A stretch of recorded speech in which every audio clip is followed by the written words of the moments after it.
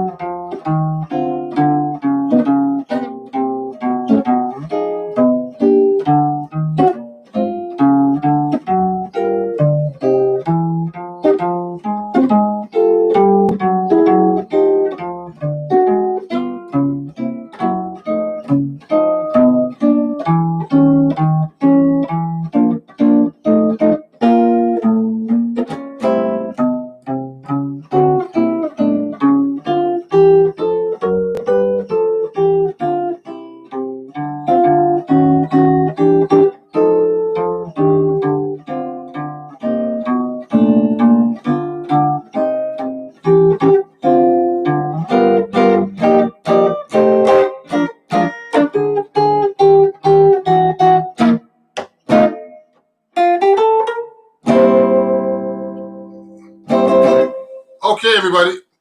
Well, thank you for watching. And I'd like to invite everybody to ask any questions about my walking bass and chord melody workshop I'm doing today. Well, I'm happy to see about 6 people watching today. I'm happy. We have my patrons that are on my, that actually follow me that are watching as well. And I'd like to invite them, to ask questions too. My Patreon account is right here. I'm going to write it down here for people who are interested. So if you want to learn more stuff from me, you can go to this website here. Patreon. I'm going to write it for you. .com/Ron Jackson Music. Oh yeah. Oh yeah. So Reggie's here. One of my students, Reggie, great guitar player, all the way from Long Island. He's asking a question right now. And it's actually, the question is, do I use the 4th string for bass lines or the 5th and 6th string? So most of the time I use most of the time just the 5th and 6th strings, but I use the 4th string once in a while. So if I'm doing rhythm changes like this.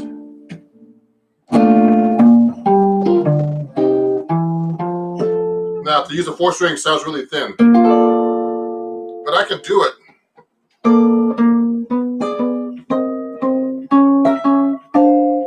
Hear that? So, I can do that right now. Watch this.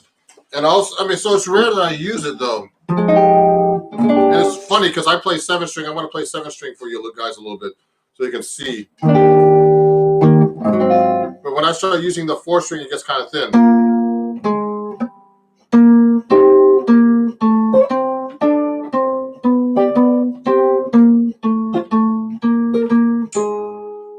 So I rarely use the 4th string for a bass line. That's a great question.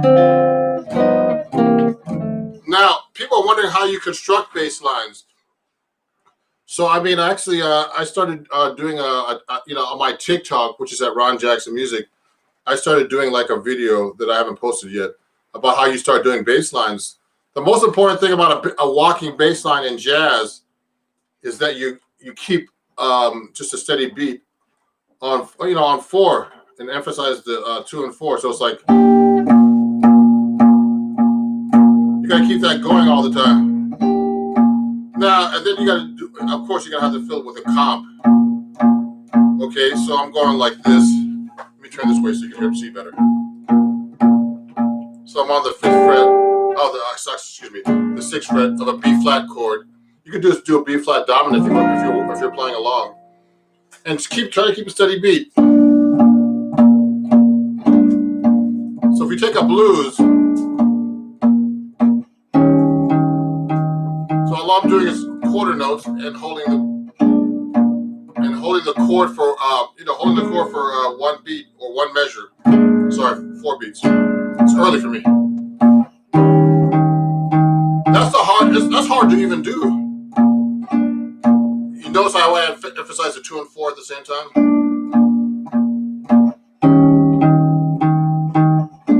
That's a very, very basic exercise. I'm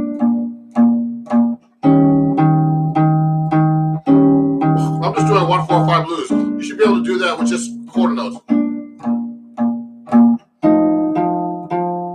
Now I can add. I can do it on the 1st string if I want. It sounds thin though. Sounds really thin to me.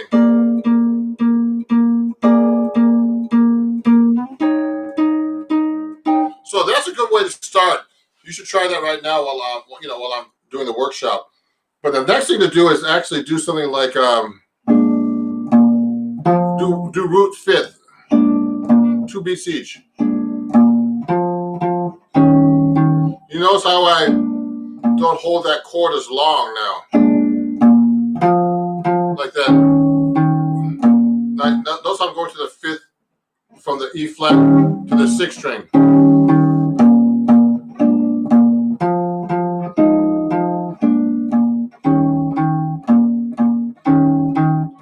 That's the next step.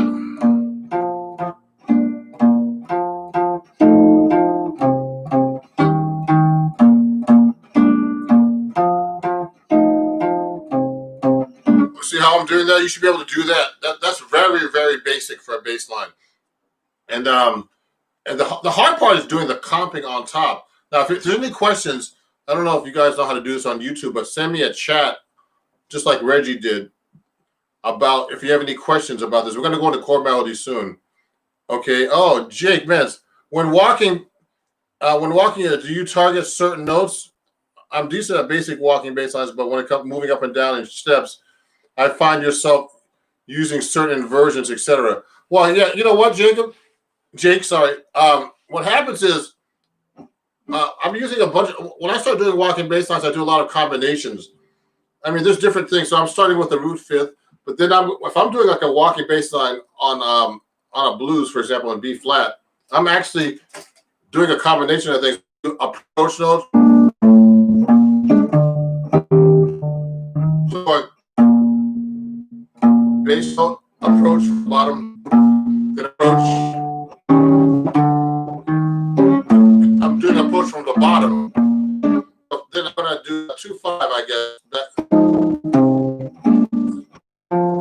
So what I can do is I can actually do a chromatic approach from above. If I'm doing F minor to B flat, I can go, and I can do like an approach, a half step above and go down, or half step from below. Now, if I just do root 5th, I can do that. I can do that kind of stuff. Now, if I'm connecting a bass line, that's a whole different story. So, I learned this from transcribing bass players. You can go up the neck. You can go up like this. Now, when I'm just going up chromatically to that neck note. You see how I'm going down? I went from the E flat to the flat 7, then went back chromatically down to the B flat. Then I'm going to go down chromatically, go from the B flat to the flat 7 of the B flat, which is A flat. Then go to the F minor. I went up the scale.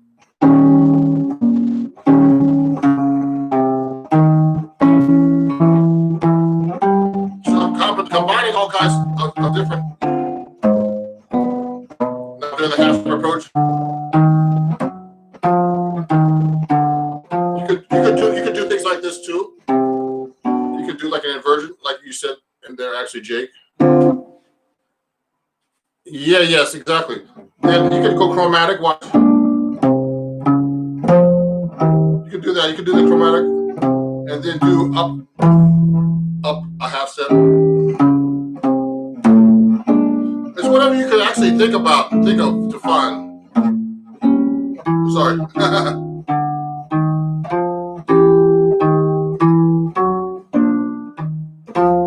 See,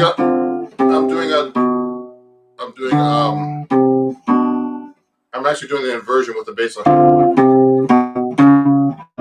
See what I did a half step above.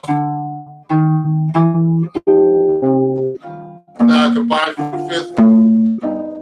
What I do too is I do tritone substitution a lot.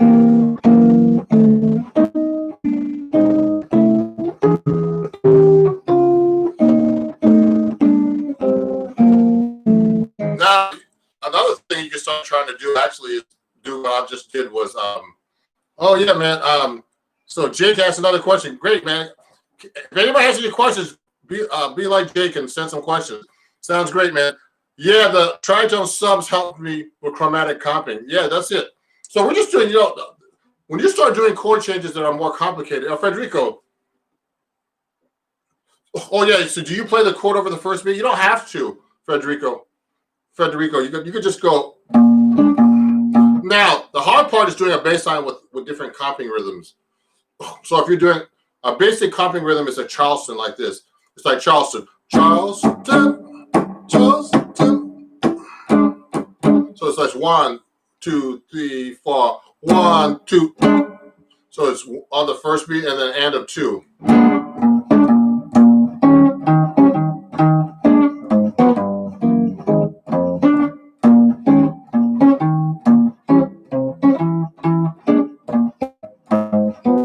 Now that's hard to do. It's hard to do a bass line with that kind of comping rhythm. So you can play what I usually do is I mix up the comping rhythms with the bass line, okay?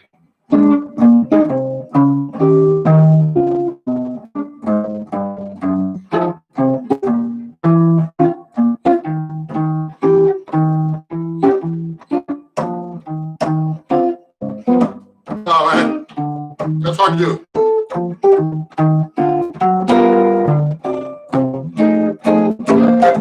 So what I did was I'm doing different kinds of comping rhythms at the same time. And I like this one. I like going.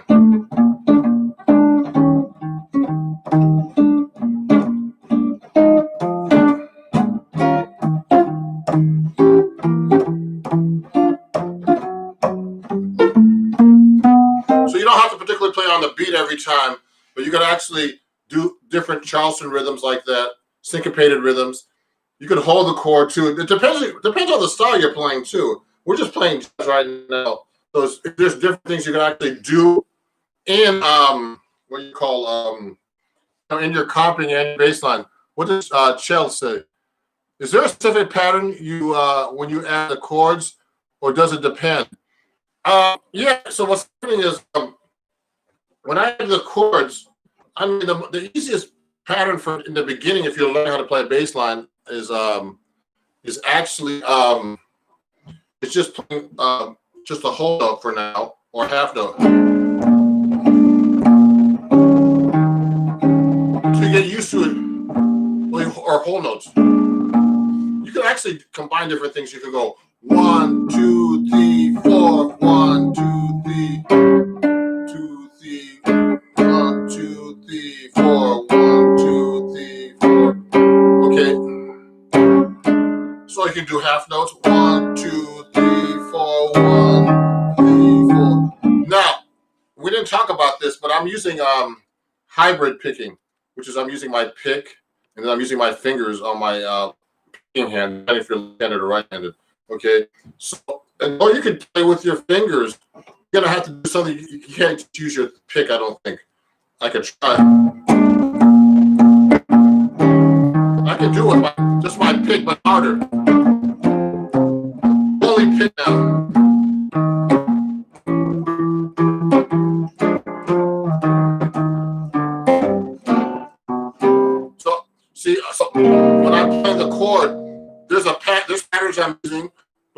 you have to get used to doing them. So you can start off with easy patterns like whole notes, half notes. You know, you can combine like quarter notes. What I did was 1, 1, 2, 3, 4. So I went quarter note, then dotted half note.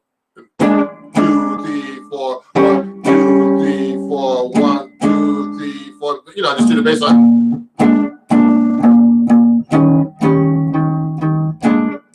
See, I'm only using my pick right now. I think it's better to combine your picking and and your fingers, hybrid picking, or just use all fingers.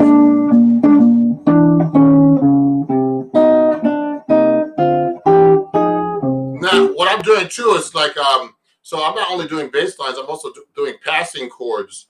Okay, and that's a whole different world. So if I'm going to go up and do a bass line, you really know your inversions and passing.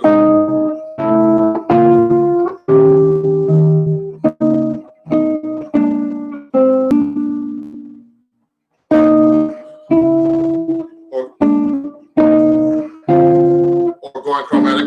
I'm doing like a passing chord within the chord itself, then getting to the next chord. What do you call it? This is like the same exact chord approaching the next chord. I use all kinds of voicings. So Jake is asking if I use drop two mostly. It depends. They're faster to play drop two voicings, but there's other combinations you actually can do that are not drop two. You could use fourths. So I can go.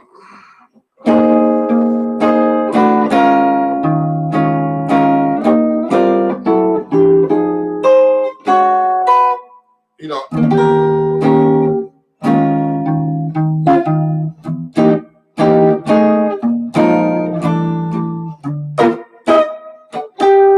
You know what? I mean, I could use seconds. The thing is, it's hard to do those bass lines.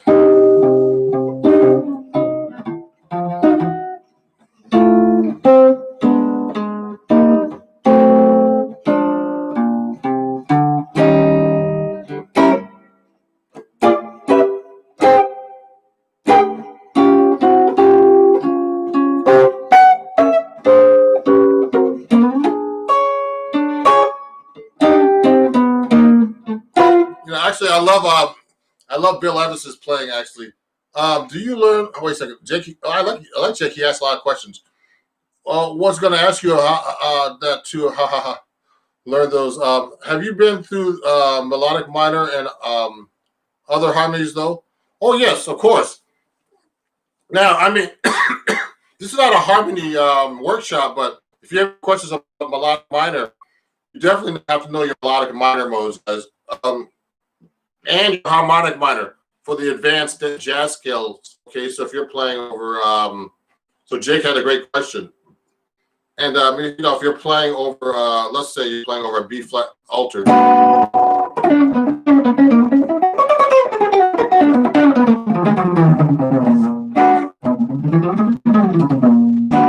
got to be able to play the. I'm playing the B altered scale, which is actually B flat melodic, B melodic minor. Now today we're only discussing bass lines and chords, but I could do a workshop eventually. If you join my Patreon, I have stuff about the harmonic minor. I'm going to be putting up and the melodic minor. Okay, and they're very, very important because what's happening is you really need to know those kind of scales to be able to play more modern stuff, jazz and everything. Okay, so I mean, like all your altered scales. So if I'm playing the melodic minor, let's say I'm playing an altered chord, you need to know that if you're playing a Lydian dominant, well, actually a dominant 7 scale with a sharp 11. I'm using a B. I'm actually using a B flat melodic minor.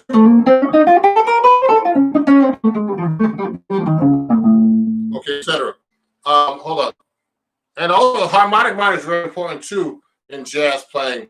But so that's that could be a whole lesson, a whole workshop. Let's try to do chord melody today, though.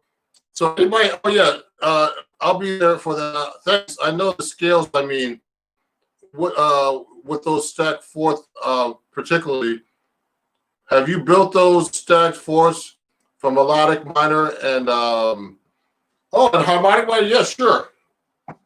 So you could do that. What? Okay. You could do things like that with a melodic minor, etc. Okay. Okay.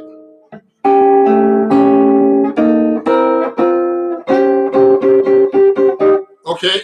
So yes, I've worked on those too. Now the stacked fourths, you should be able to know in all modes actually. Okay. And those are not important right now, though. As important as being able to play in general. Okay, those are more modern concepts, and for some people, that can be too much, actually. Here's the thing now. Here's another thing that we can work on now. So chord melody. So how do you do this? So people does anybody have any questions about chord melody? Because that's really important. Now with chord melody, let's take a song. I was actually doing a video Cherokee. So if you play a song like Cherokee, first when you're doing chord melody, you should be able to play. I actually worked on this with my student Reggie.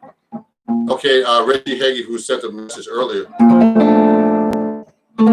Now I'm using basic voicings for everybody right now, but you could actually do anything you want once you start getting to a certain level of comping and playing.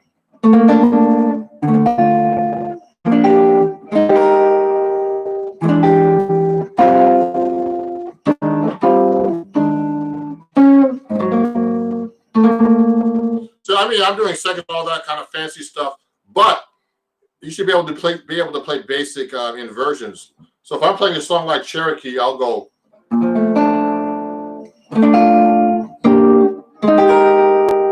I'm playing very basic inversions about this on this. Okay, just so you guys get used. Can I actually see what I'm doing?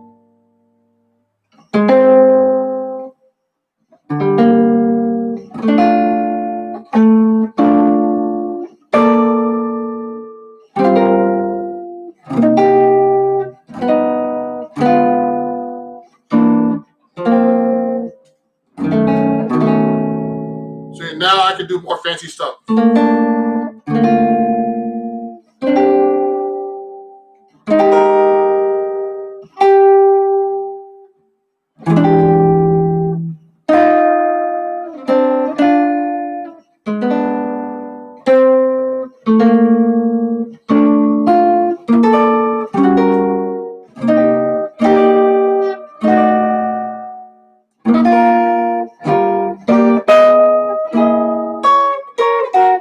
So the most important thing about chord melody, let me see, there's some more messages here.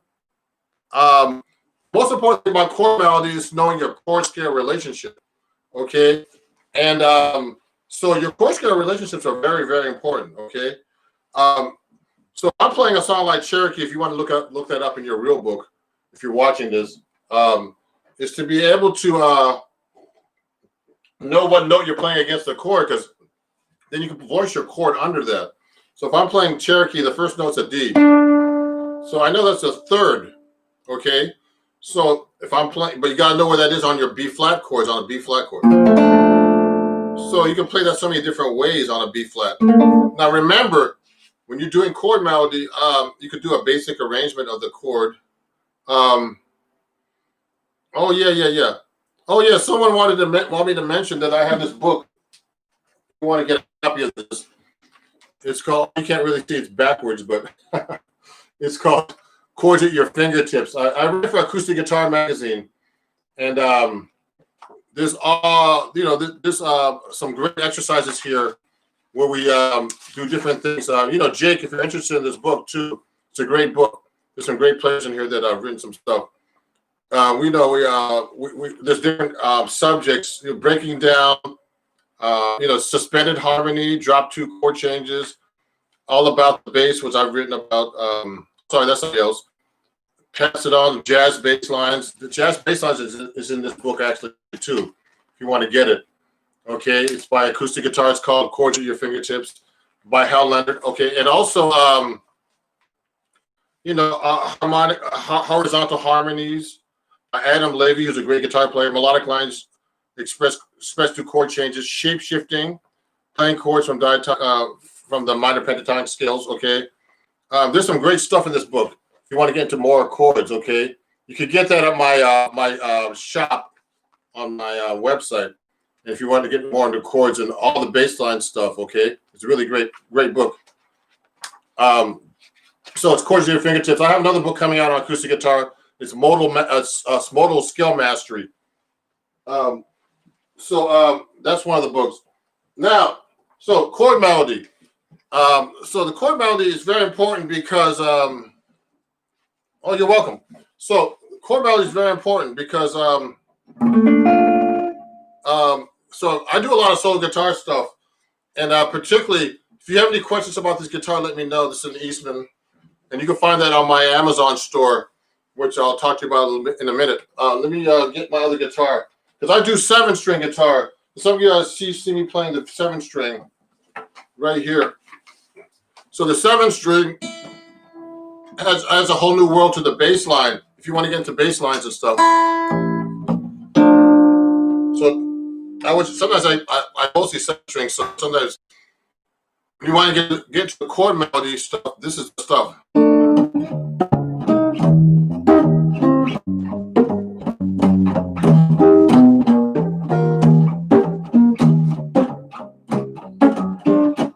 I'm doing stuff like that, okay?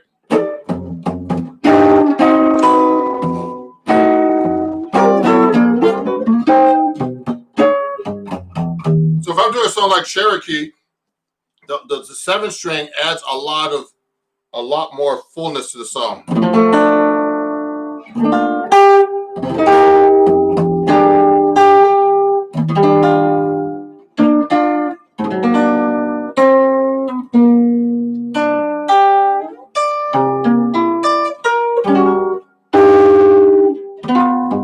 So you can't do that on play that high on a 6-string and get those notes.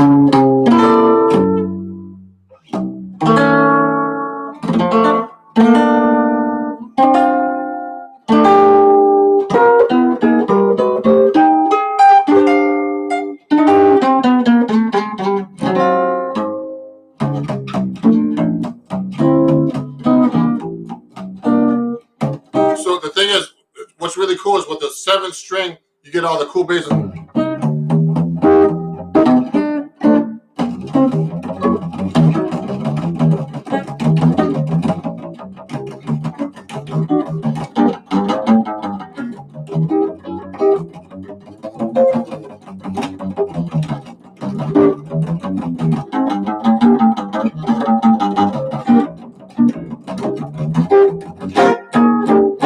So the 7-string, it's a low A. So Jake, that's a low A string. Let me write that in for you.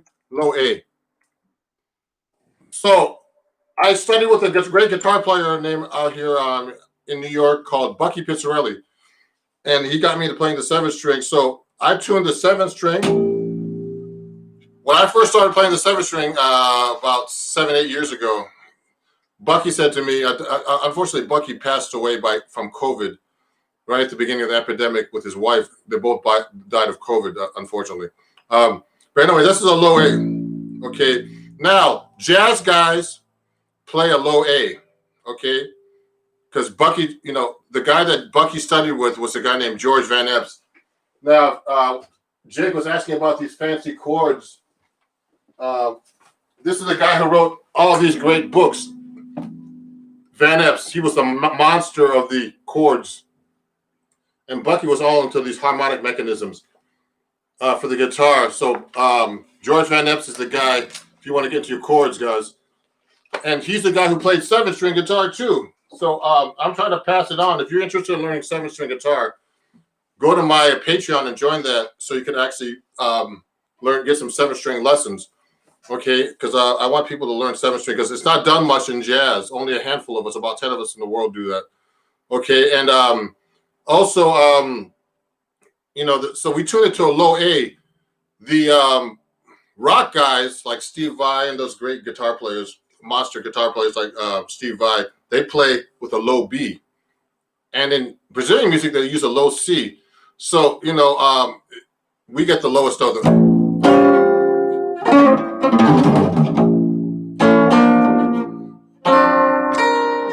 You get some really cool sounds with the low A.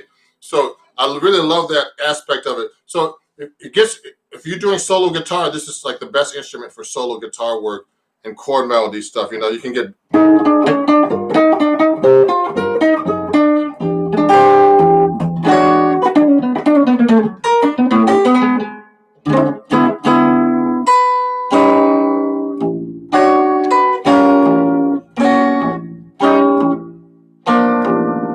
It's really great sound. So if you want to get to 7-string, let me know. And I teach 7-string guitar too. And wow. What is that? B flat? So geez. B flat, Okay. It's really a great sound.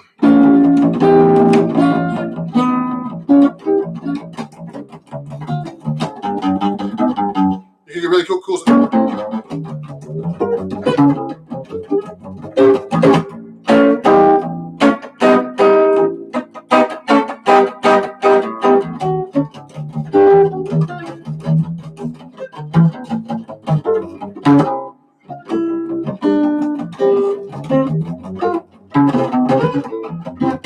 So you get really cool sounds with this thing. Yeah. So that means jazz needs to be a low A. Yes. So believe me or not, the low A is what Buck Pizzarelli and George Van Ness, Howard Alden, Ron Este, all the great 7-string guitar players use, including myself. And that's it's a great sound, man. And check out George Van Ness if you never checked him out. That guy was a monster. You talk about like lines and chords and all that stuff, everything. He was a monster. Check out Bucky too. He was the master. I died in '94. So anybody have any questions about chord melody? It's funny today. The reason why I started my workshop a little earlier is because I actually have a gig today in New York. So, gigs are rare recently. So I've been doing a lot of stuff online with my Instagram. And please send me some more questions. Okay. So that's 7-string if you want to get into that. Let's get back into chord melody. So if you're learning chord melody and you have any questions, please let me know, because chord melody is a whole different world than improvisation, chord voicings, and bass line. So you should be able to do different kinds of, you should really know all your chord voicings, of course, your drop twos, inversions, everything. And then you can get to more, fancy voicings and scales, okay? Like seconds, fourths, different kinds of tonal patterns and stuff like that. But the most important thing is when you're doing a chord melody arrangement is to hear the melody. Now you could do all kinds of stuff with the arrangement. So if I'm doing a song like I did a minute ago, Cherokee, okay, you don't have to play like the basic harmony. You can go.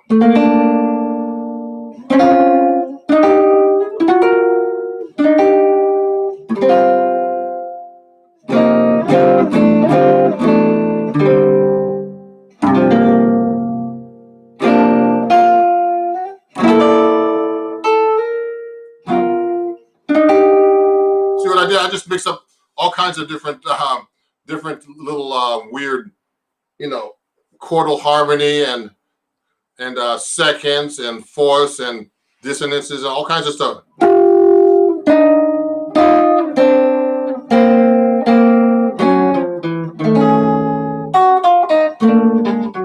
You do inner lines like that. That's a great thing to do when you're doing chords.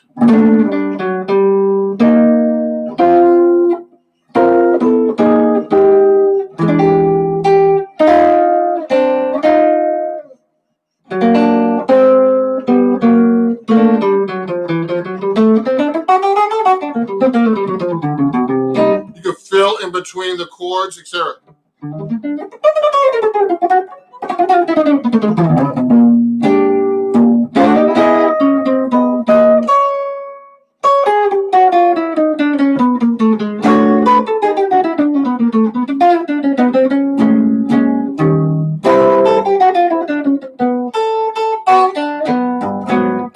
could do little things like reharmonizations like that.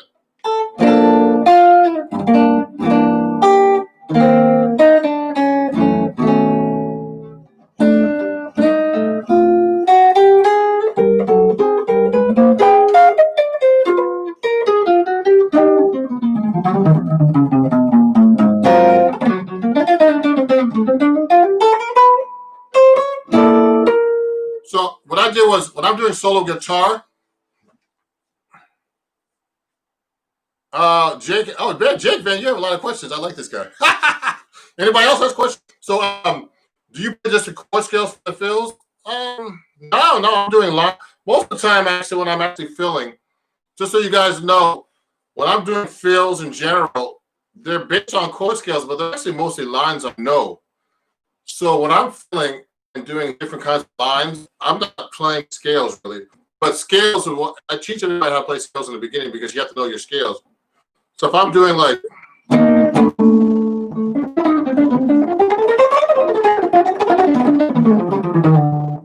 those are lines, they're not scales really. Because I'm playing, scales are based on lines.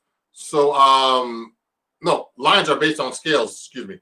So what I did, in the beginning, I used to play my scales a lot, but scales are just sound like scales. I'm actually playing a combination of lines, which are bebop, passing tones, reharmonizations. So when I'm doing like a solo guitar kind of, when I'm doing solo guitar chord melody, you don't have to just play the chord melody. You can do fills, things like that. One guy I studied with, just in case you know, when I was in college years ago, I took a workshop with this guy named, you might have heard of him, named Joe Pass.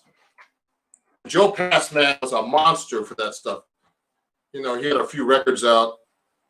Virtuoso. That guy was really a monster. And it was really funny. There were like, it was at Berkeley. I went to Berkeley College of Music, so there were hundreds of guitar players watching.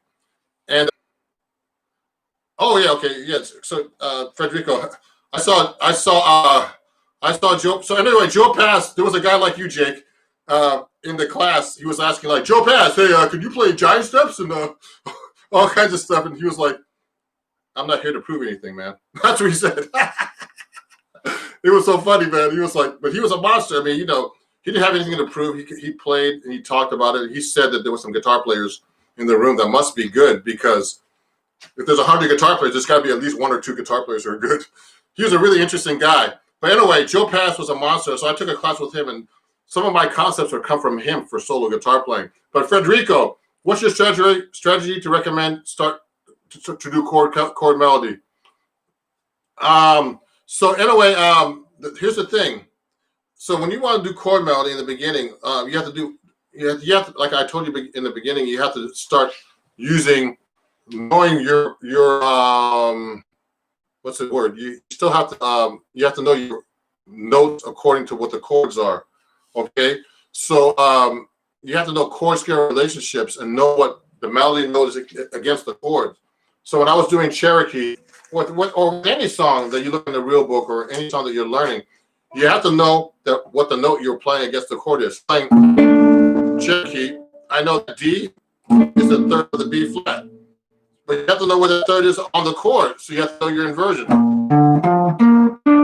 Okay, that's the third. Then it goes to the fifth, and it goes to the sixth. Actually, it's written in the book with the sharp 5. So on the F minor, I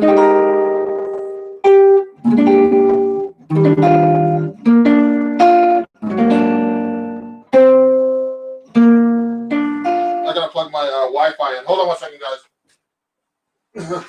My connection's not stable. I'm gonna plug in my. Okay, it's better now. I'm gonna plug in my direct line into the internet.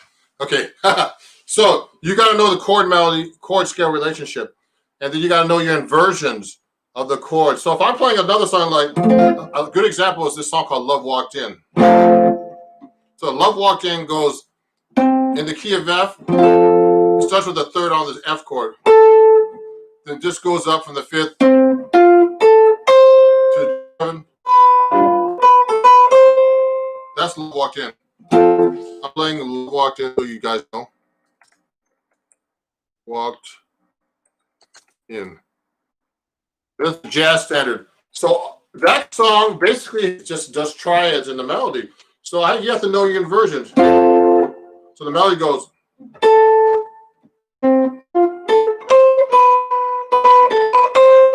like that.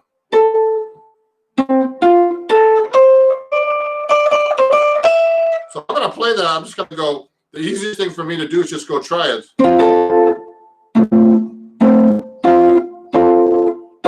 See what I did? Then I'll use 6. I like using 6. Then do a 7. See what I did? Now I can do that. Those inversions here too. Watch. Now this is an inversion. Okay, that's one way to start doing chord melody.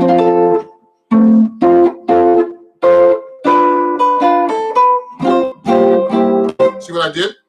Okay, and so that's one way of doing chord melody. Now, if you're doing a song like a ballad, like Polka Dots and Moonbeams, which is like so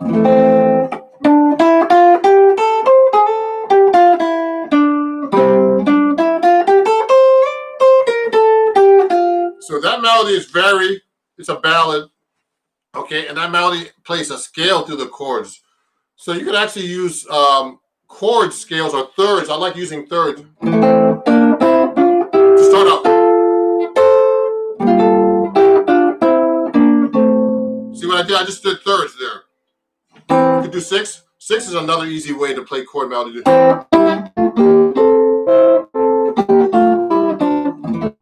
is all diatonic too, I'm thinking.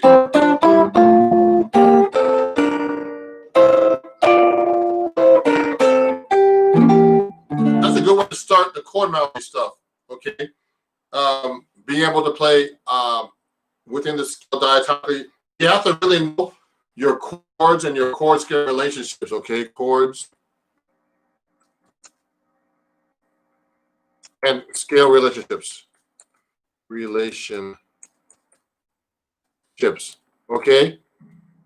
So I'm going to be able, I could go on for a few more minutes and I have to get ready to go. So if you're enjoying my workshop, please follow my TikTok, which I do a lot of lessons on, really short lessons. And the most important thing is if you really want to learn this stuff is study with me. So you can go to TikTok, Instagram, which you found me, and Facebook, YouTube, it's all Ron Jackson Music. Facebook, okay, at Ron Jackson Music. I'm writing this down for you. Okay. So you can go, because I do a lot of lessons there. And also, go to my website, ronjacksonmusic.com. You can get this book I do a whole lesson. It just came out in the latest issue of Acoustic Guitar Magazine too. And it's in this book for you permanently. I do 4 lessons here with different kinds of things here. One of the things I do is I harmonize like Chet Atkins here. That's a really great thing for chord melody. Also, walking bass lines. There's a whole thing about walking bass lines. Yeah. And Reggie, my student over there, is learning all this stuff from me. So, I'm about to finish up. So if you want to get this book, please get it. Chords at your fingertips. Okay. And, keep in touch on Instagram, everybody. I'm going to do another giveaway in a couple of weeks for next month's live lesson for my patrons at Patreon, which you have up there at www.patreon.com/Ron Jackson Music. And you could join that for as little as $3 a month, actually. And there's a ton of material up there already. You're welcome, Jake. Send me your website, Jake. Email me, guys. Here's my email. If you want to keep in contact with me, send me your emails. Ron Jackson Music. Hold on. I'm slow. At gmail.com. Send me your emails so we can keep in contact. Yeah, okay. If I don't have them, you're welcome. Yeah, so there's a lot to cover in only 45 minutes or an hour. So I appreciate you guys coming on. I'll have tons of stuff. I also post stuff on Instagram. Some of my lessons from TikTok, which are a minute long, but they're very effective lessons about basic skills. Because a lot of people on TikTok are still learning too. Okay, so thank you, everybody. Keep in touch, and I'll see you guys soon. On in person, I hope, or online, like we're doing right now. Thank you. Have a great day. Bye bye. Thank you, guys. You're welcome. Thank you. Thank you. Welcome to America. Bye bye.